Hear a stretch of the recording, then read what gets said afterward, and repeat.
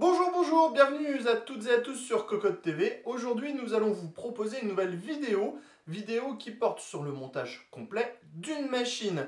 Une machine qui n'est d'autre que le PC Player V2 de Top Achat, une machine à 429 € avec un quad-core en AMD ainsi qu'une carte graphique. Le tout en petits composants qui arrivent dans un carton et donc que vous avez à monter vous-même. Nous allons donc vous aider dans cette étape en vous montrant comment monter cette machine. Deux étapes au programme, la première où nous allons assembler la carte mère et les composants qui s'y rattachent, et une deuxième étape où nous allons installer l'ensemble des composants, dont l'ensemble carte mère, CPU, RAM, dans le boîtier. On vous dit à tout de suite, on va commencer tout simplement par la carte mère et ses composants. Comme nous le disions, dans un premier temps, nous allons assembler la carte mère et les composants qui s'y rattachent. Une opération plutôt simple, qui ne nécessite pas de compétences particulières, car il y a des détrompeurs à peu près partout, ce qui vous empêchera forcément de vous tromper. La première chose que nous allons installer est le processeur qui prend place ici sur le socket. Nous allons donc prendre notre processeur AMD, notre Phenom 2 X4 955, afin de le libérer de son blister pour pouvoir l'assembler sur la carte mère. On remarque ici un petit triangle doré qu'il faudra faire correspondre avec le petit triangle présent ici. On ouvre le socket, on insère le CPU et on referme le socket. Le CPU est maintenant en place. Il convient de refroidir correctement le CPU. Pour cela, nous allons installer un ventirad stock qui est livré d'origine avec la machine et qui est préenduit en pâte thermique. Vous allez le voir, là aussi l'installation est très simple. On se place au-dessus le socket.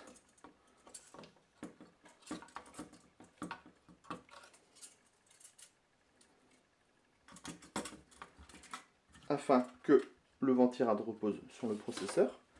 On installe les griffes à gauche et à droite.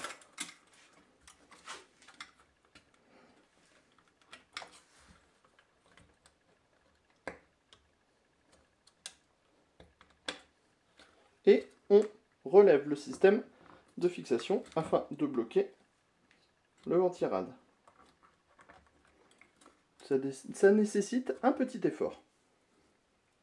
Enfin, on n'oublie pas de relier la prise du ventilateur à la carte mère pour que le ventilateur puisse être actionné lors du démarrage. Il nous reste à brancher les deux barrettes mémoire. Là aussi, pas de souci, puisqu'il y a une partie courte et une partie longue. Il suffit donc de positionner les barrettes dans le bon sens, partie courte, partie longue, d'ouvrir les dispositifs d'attache, d'insérer les barrettes mémoire, de les pousser jusqu'au clic.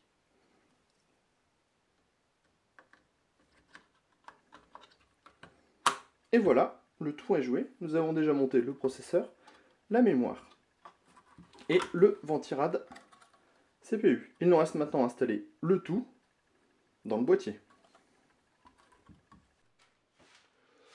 Continuons notre installation avec les périphériques externes, à savoir le graveur de DVD que nous installerons dans la baie le plus haut et le lecteur de carte que nous installerons dans la baie 3,5 pouces externe. Dans un premier temps, il convient de retirer la façade pour pouvoir se séparer des caches présents, des caches qui sont présents afin d'obstruer les baies. Pour les retirer, rien de plus simple. On pousse les petits ergots et on libère ainsi les emplacements. Ensuite, il convient tout simplement de remettre la façade en place, toujours avec un petit peu de fermeté.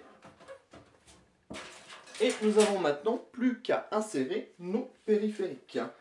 D'abord, le graveur de DVD, qui se glisse tout simplement ici, et qui nécessite 4 vis, 2 de chaque côté, pour un bon maintien. Des vis qui sont au petit filetage, et qu'on insère tout simplement comme ceci. vous avez des gorges et des trous qui sont prévus à cet effet, afin que le lecteur soit en plus le mieux adapté à la baie pour un résultat propre.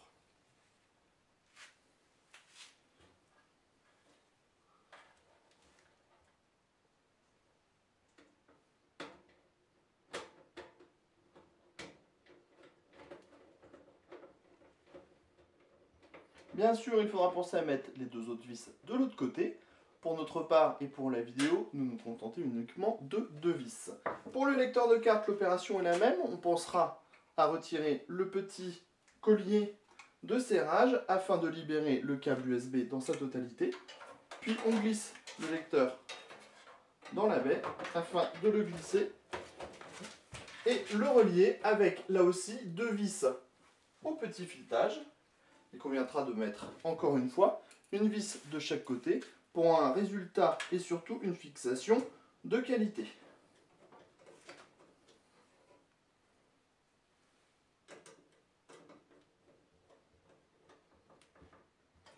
Maintenant que les deux lecteurs sont posés, le graveur et le lecteur de cartes, nous allons pouvoir intégrer les autres composants, à savoir l'alimentation, la carte graphique, le disque dur et la carte mère à l'intérieur même du boîtier.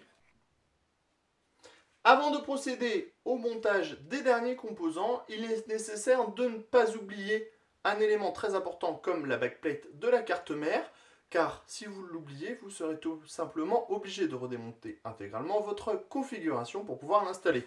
Elle se place ici même. Il suffit juste de l'enfoncer légèrement avec les doigts afin de la mettre en place. Nous allons maintenant installer l'alimentation, puis la carte mère et la carte vidéo, enfin le disque dur. Nous terminerons par le câblage de l'intégralité de la machine.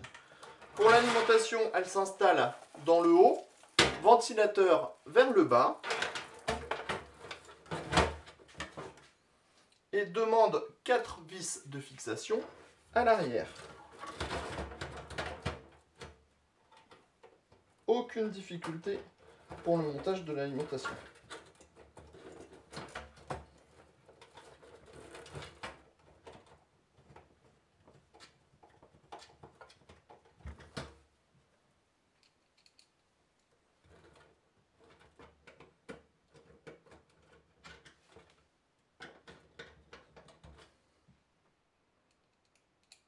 La troisième. Et enfin, la dernière. Il ne sert à rien de trop serrer, juste un petit peu pour que l'alimentation ne puisse pas bouger. On voit, le ventilateur est placé vers le bas du boîtier. Ensuite, nous allons installer la carte mère. Il faudra vérifier si les plots de fixation de la carte mère que l'on voit en laiton ici correspondent à votre format, pour nous du micro ATX. On glisse la carte, on vérifie que celle-ci soit bien positionnée au-dessus des plots, à l'arrière au niveau de la backplate, et on vient ensuite la fixer avec les vis adéquates qui sont fournies dans le bundle du boîtier.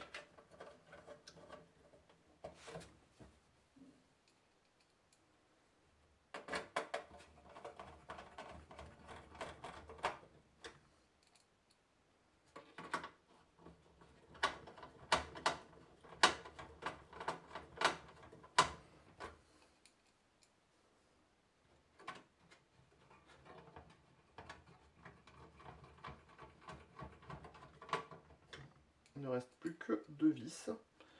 L'idéal étant d'avoir quand même un tournevis cruciforme aimanté afin de maintenir les vis plus facilement comme ceci, afin qu'elles ne tombent pas à l'intérieur du boîtier. Car si ces dernières tombent, elles tomberont forcément dans un endroit inaccessible. C'est bien connu. On appelle ça la loi de Murphy. Ensuite, nous allons procéder à l'installation de la carte graphique, notre HD 5850 Extreme qui provient de chez Saphir. Et vous allez voir que nous n'avons pas installé le disque dur pour une simple et bonne raison. C'est qu'une fois que la carte vidéo est en place, elle obstrue 2 baies ici. Cela veut dire que si nous avions installé le disque dur par inadvertance ici, nous aurions dû tout redémonter. Il conviendra donc de vérifier aussi à quels endroits se fixe la carte vidéo ici, afin de faire sauter les petites barrettes de protection des slots présentes sur le boîtier. Pour les arracher, on les pousse légèrement, on les fait tourner. Attention, c'est souvent coupant. Ici, 2, puisque la carte occupe 2 slots. On vient ensuite mettre la carte mère en place. On vérifie qu'elle n'obstrue pas les 2 ports SATA que nous allons utiliser. Et on peut ensuite intégrer la carte dans le slot PCI Express 16X. Il ne reste plus qu'à prendre 2 petites vis et fixer la carte.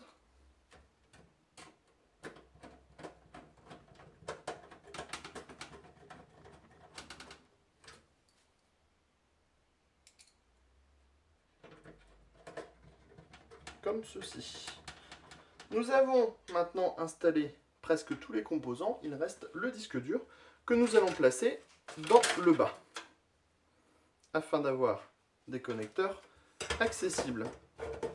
On le pousse légèrement, on le met dans la baie, on prépare 2 vis au bon format. Nous allons encore une fois mettre uniquement 2 vis, question de praticité pour la vidéo, mais n'oubliez pas de doubler les vis de l'autre côté. Ensuite, on place les vis, pas comme ceci d'ailleurs. Il y a des trous pour repérer les endroits où se fixe le disque dur.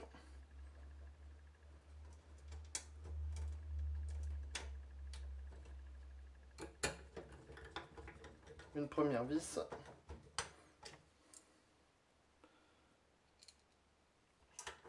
Une deuxième. Et le tour est joué. Tout simplement. Il reste maintenant une des étapes cruciales du montage, le câblage avec les différents cordons SATA pour le graveur de disque dur, pour le graveur de DVD et le disque dur. Nous allons câbler en premier le graveur de DVD. On passe le câble sous la carte vidéo afin d'aller le relier en haut.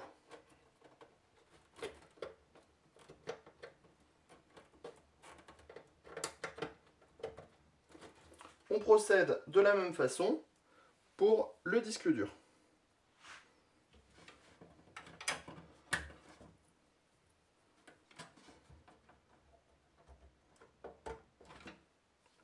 Il faudra alimenter les 2 périphériques avec une alimentation SATA, mais auparavant, nous allons pré-câbler les différents ports USB et cordons pour n'avoir plus que les cordons d'alimentation à placer en dernier.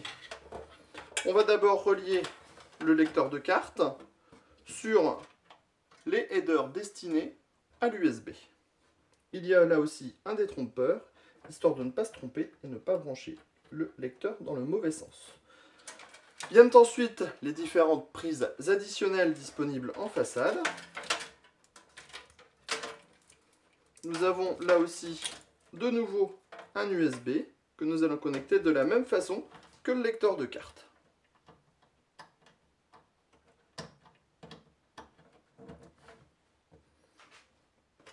Il faudra également connecter les prises HD audio exactement de la même façon puisque l'on a un détrompeur. Et tout ceci se trouve dans le bas de la carte mère. La majorité de la connectique additionnelle est donc branchée. Nous allons placer le power qui illuminera en bleu la façade un petit peu plus en avant et brancher les différents connecteurs pour le power on, le reset et la diode HDD.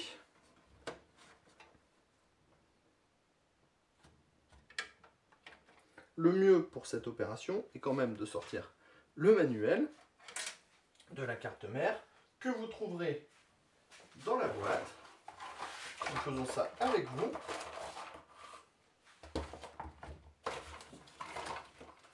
Dans le guide d'installation, on trouve normalement tout le nécessaire.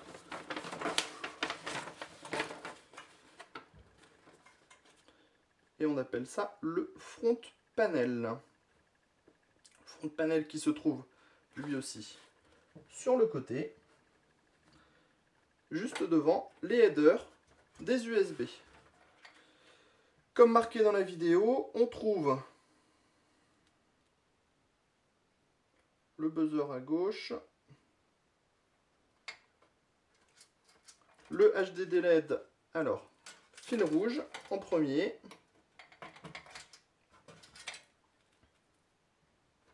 le reset switch à la suite, et enfin le power switch juste au-dessus, le reset switch. Tous nos connecteurs sont donc maintenant installés. Il est impératif de passer par le guide d'installation ou le manuel de votre carte mère afin de ne pas vous tromper. Il nous reste maintenant à installer et brancher les différents câbles d'alimentation. Pour ceci, il faut d'abord réaliser un premier tri afin de savoir quels câbles sont nécessaires. Nous savons que nous avons besoin de 2 brins SATA, un pour le disque dur et un pour le graveur que nous allons mettre de côté ici. Il n'y a pas de prise, une prise Molex pour le power, le 24 broches pour la carte mère, le 4-8 pins pour la carte mère aussi, et enfin les 2 ports PCI Express pour la carte vidéo. Nous allons d'abord installer le 24 broches.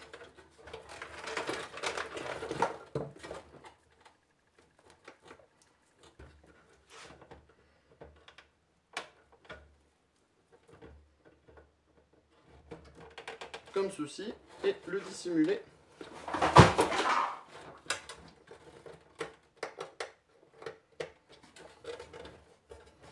ici même, puisqu'il y a de la place sous le lecteur. Ensuite, nous allons installer ce qu'on appelle le 8 pin CPU pour alimenter le processeur. Et nous allons bloquer le câble sur le côté du ventirain de CPU. Cela ne posera pas de problème. Il convient par contre de l'enfoncer comme il faut pour pas que celui-ci puisse ressortir. Nous avons ensuite les 2 câbles SATA. Tout d'abord pour le graveur de DVD.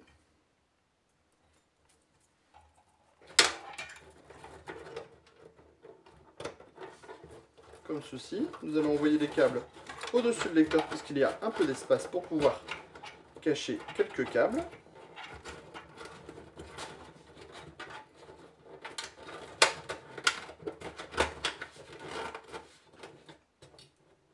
Nous allons ensuite nous occuper du disque dur en passant le câble sous le 24 broches, puis sous l'ensemble carte graphique et disque dur, justement afin que le câble suive au mieux la carte mère, le but étant de réaliser un montage le plus propre possible.